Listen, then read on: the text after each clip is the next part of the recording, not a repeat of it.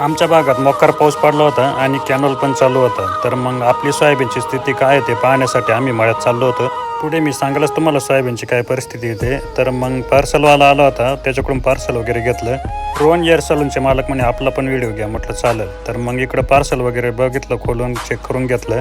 पाऊस उघडून 5-7 दिवस झाले तरी आपल्या ऊसात आहे ना सोयाबीनमधून पाण्याचा लोंढा चालू आहे. तर बघू शकता, म्हणजे खूप असं सारं पाणी साठलेलं आहे वावरामध्ये. आजूबाजूचे विहीर मोटरी सर्व बंद असल्यामुळे सर्व पाणी आपल्या सोयाबीनमध्ये येतं. मागे पण आपल्या सोयाबीनमध्ये महिनाभर पाणी होतं. गणपतीमध्ये थोडी उघड दिली होती, नंतर पुन्हा मग पावसाला सुरुवात झाली. 3 फुटाची सरी पाडून दोन्ही बाजूने आपण सोयाबीन लावली होती. सोयाबीन उंच असल्यामुळे सोयाबीन आपली वाचली. ज्या वावरात पाणी साठते त्या वावरात आहे ना अवश्य सरी पद्धत सोयाबीन करावी. आपण बांधाव आंबे लावले होते आणि साली काढून काय भेटत आहे काय माहिती रानडुकरायला. तर मग साली काढीत आहे सारखे ते. ऊसा मक्काचा फडशा पाडीत यायचं ते एवढं तरी बरं आहे का सोयाबीनचा फडशा नाही पाडते. इकडं मळ्यातल्या दादूचा मस्त मांजरीबरोबर खेळायचं काम चालू आहे. आपला व्हिडिओ आवडला असेल तर लाईक फॉलो कमेंट करा. धन्यवाद.